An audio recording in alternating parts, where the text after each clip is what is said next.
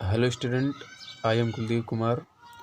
आज मैं आपके लिए कक्षा 10 के चैप्टर दूसरा विषय रसायन विज्ञान अम्ल क्षार और लवण एसिड बेसिस एंड साल्ट लेकर आया हूँ। आज हम दूसरे चैप्टर का विस्तार से अध्ययन करेंगे। इसमें सबसे पहले बात करें अम्ल क्या होता है, व्हाट इज़ एसिड। तो पुराने समय हमने देखा होगा कि जो अम्ल की जो परिभाषा होती है वो उनके गुण के आधार पर बताया जाता था। जैसे कि अम्ल वे पदार्थ होते हैं जो स्वाद में खट्टे होते हैं, अम्ल कहलाते हैं। और क्षार की बात की जाए, साल्ट बेसिस की, तो ये बताया जाता था कि मतलब क्षार वे पदार्थ होते हैं जो स्वाद में कड़वे होते हैं, कसैले होते हैं। तो ये मतलब उनके गुण के आधार पर अम्ल और क्षार की परिभाषा होती है। और आधुनिक तौर पर देखा जाए तो अम्ल और क्षार की अगर परिभाषा की बात की जाए तो अम्ल देखिए एसिड,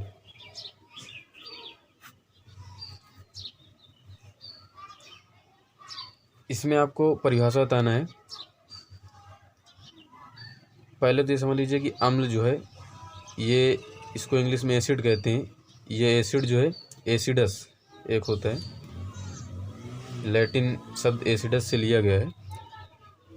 इसमें आपको परिभाषा बताना है। आर्हीनियस एक वैज्ञानिक थे, आर्हीनियस इनके अनुसार बताना है। आर्हीनियस के अनुसार अम्ल वे पदार्थ होते हैं जो जल से अभिक्रिया करके हाइड्रोजन आयन धनात्मक देते हैं। क्या बताना है, परिभाषा अगर बात की जाए तो परिभाषा बताना है कि वे पदार्थ जो जल से अभिक्रिया करके या जिनको जल में घोलने पर हाइड्रोजन आयन धनात्मक देते हैं, अम्ल कहलाते हैं। और दूसरी परिभाषा है क्षार, या इसे कह सकते हैं क्षारक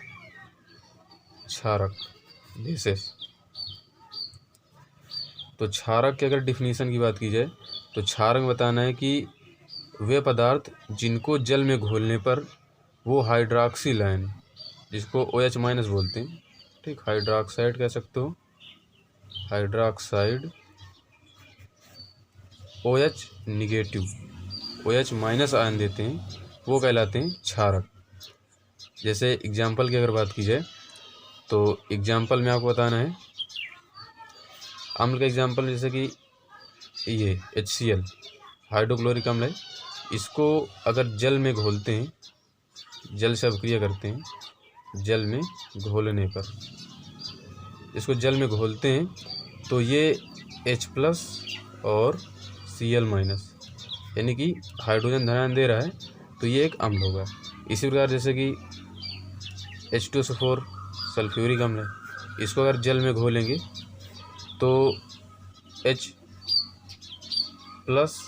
और SO4 माइनस, सल्फेट माइनस और हाइड्रोजन प्लस देगा। इसको बैलेंस करने के लिए यहाँ पर 2 लगा देंगे, बैलेंस हो जाएगा।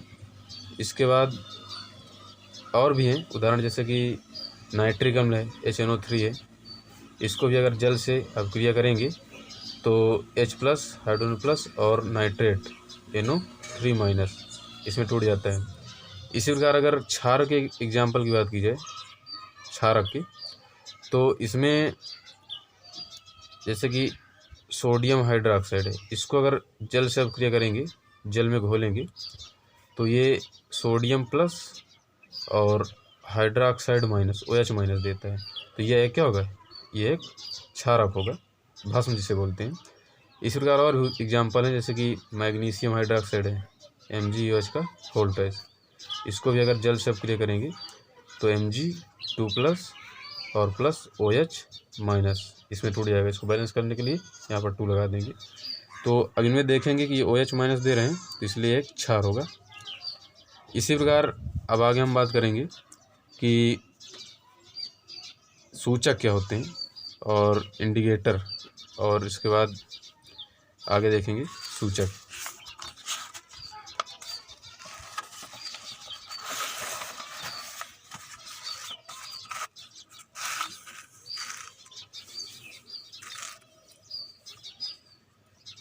सूचक के पहले रंजक क्या होते हैं इनको जान लीजिए, इनको जानना जरूरी है। रंजक जिनको डाई बोलते हैं, डाइस कह सकते हो, रंजक। रंजक की अगर परिभाषा की बात की जाए तो बताना है कि रंजक ऐसे रासायनिक पदार्थों को कहते हैं जो किसी भी विलयन में घुलकर उसमें कोई रंग उत्पन्न करते हैं। क्या बताएंगे? रंजक ऐसे रासायनिक पदार्थ को कहा जाता है जो किसी भी विलयन में घुलकर उसमें कोई रंग उत्पन्न करते हैं। रंजक का सिर्फ एक ही काम होता है, रंग को क्रिएट करना। रंग को क्या करना? रंग को उत्पन्न करना। ये होते हैं रंजक। इसके बाद जैसे कि इसके एग्जाम्पल की बात की जाए, जैसे कि हल्दी हो गया। हल्दी को अगर जल में घोलते हैं तो उसका एक पीला रंग देता है, तो ये एक रंजक होता है। इसी प्रकार अब आगे हम बात करेंगे सूचक क्या होते हैं। सूचक, इंडिकेटर।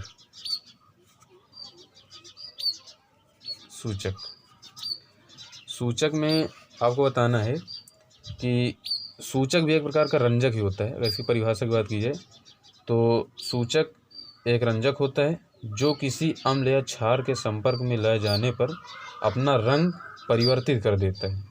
क्या बताएंगे? सूचक एक रंजक होता है जो किसी अम्ल या क्षार के संपर्क में लाए जाने पर अपना रंग परिवर्तित कर देता है। इसमें मतलब ये होता है कि सूचक हमें ये बताते हैं कि जिस पदार्थ का हम परीक्षण करते हैं वह अम्ल है या क्षार है।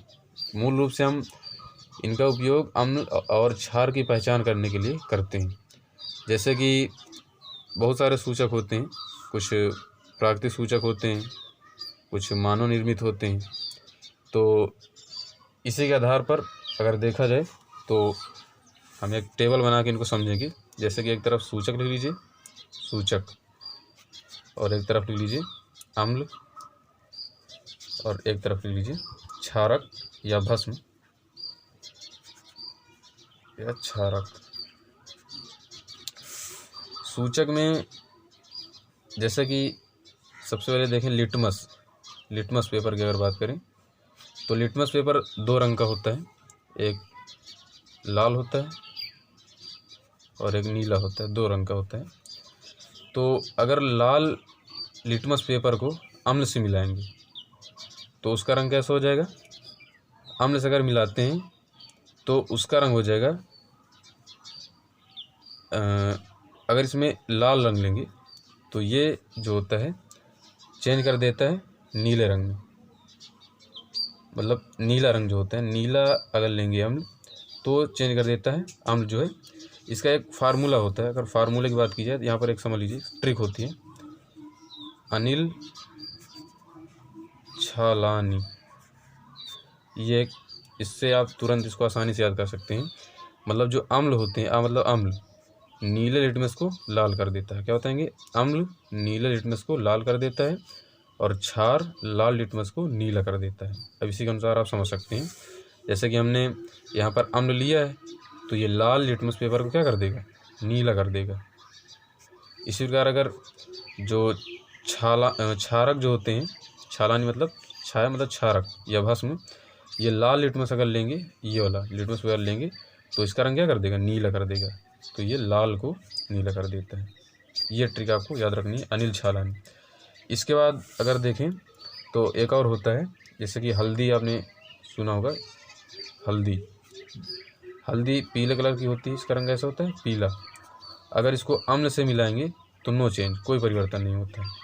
अम्ल से अगर मिला देंगे, अम्ल से, तो कोई परिवर्तन नहीं होगा। अगर क्षार में अगर मिला देंगे तो इसका रंग कैसा हो जाएगा? तो इसका रंग हो जाएगा लाल। कैसा रंग हो जाएगा? लाल। इसी प्रकार लिटमस हो गया, हल्दी हो गई। फिनाप्थेनील भी होता है,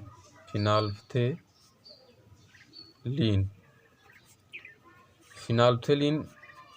इसको अगर अम्ल से अभिक्रिया करेंगे तो इसके लिए भी एक मतलब वो होता है, ट्रिक होती है। उस ट्रिक से भी आप इसको याद कर सकते हैं। जैसे कि पहले तो इसमें अगर अम्ल से अभिक्रिया करते हैं तो नो चेंज होता है, कोई परिवर्तन नहीं होगा। और अगर क्षार से अभिक्रिया करते हैं तो गुलाबी रंग देता है। मतलब क्षार में अगर मिलाते हैं तो गुलाबी रंग देता है।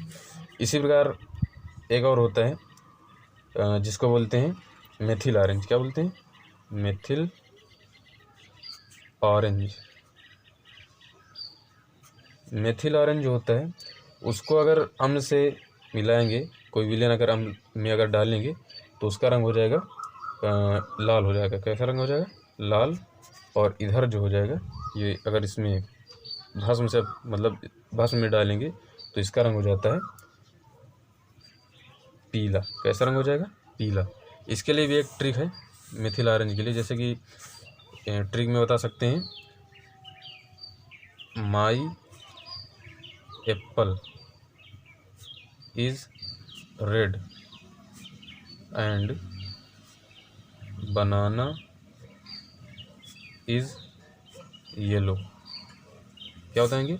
माई apple is red and banana is yellow.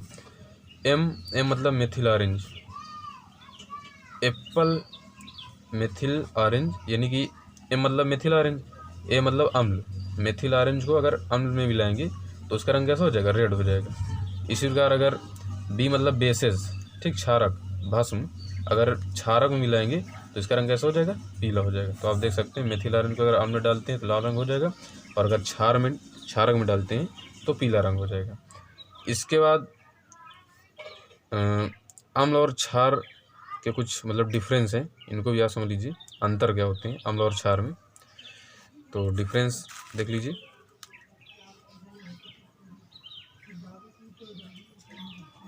अम्ल व भस्म में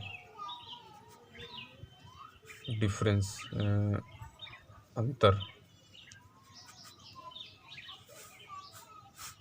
डिफरेंस की अगर बात की जाए तो एक तरफ लिख लीजिए अम्ल और एक तरफ लिख लीजिए भस्म या क्षारक। अम्ल, अगर स्वाद की बात की जाए तो अम्ल स्वाद में खट्टे होते हैं, सबको मालूम है। इनका स्वाद खट्टा होता है, और इनका स्वाद क्या होता है? भस्म का कड़वा होता है या कसैला। इनका स्वाद कसैला होता है। और अम्ल जो है जल में मिलाने पर हाइड्रोजन धनायन देते हैं। जैसे कि अम्ल कोई लिखा हुआ है, इसको अगर जल से मिलाएंगे, जल में घोलेंगे तो ये हाइड्रोजन प्लस देता है।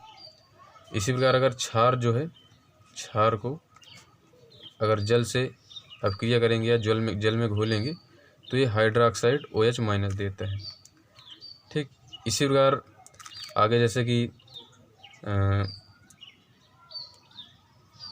अम्ल है, जैसे कि HCl है, इसको अगर जल से घोल दिया जाए, जल से अपक्रिया कर दिया जाए तो ये H+ और Cl- में टूट जाता है। इस प्रकार जैसे कोई क्षार है NaOH, ठीक, इसको अगर जल से अपक्रिया कर दिया जाए, जल में घोल दिया जाए तो ये Na+ OH- में टूट जाता है। इसी प्रकार अब आगे देखेंगे कि और भी इनके एग्जाम्पल हैं, जैसे कि नाइट्रिक अम्ल है, इसको जल से अपक्रिया कर देंगे तो H+ और NO3 नाइट्रेट माइनस। सल्फ्यूरिक अम्ल है, अगर इसको जल से अपक्रिया कर देंगे तो H+ और SO4 2- निकल जाएगा, ठीक। इसी प्रकार और भी, जैसे मैग्नीशियम हाइड्रोक्साइड है, मैग्नीशियम हाइड्रोक्साइड को जल से अपक्रिया कर देंगे तो Mg2+ और 2H- निकल जाएगा। तो ये इनमें कुछ अंतर हो जाएंगे, डिफरेंस हो जाएंगे, और भी आप लिख सकते हैं आगे। अब इसके बाद हम देखेंगे प्रबल अम्ल और प्रबल क्षार क्या होते हैं।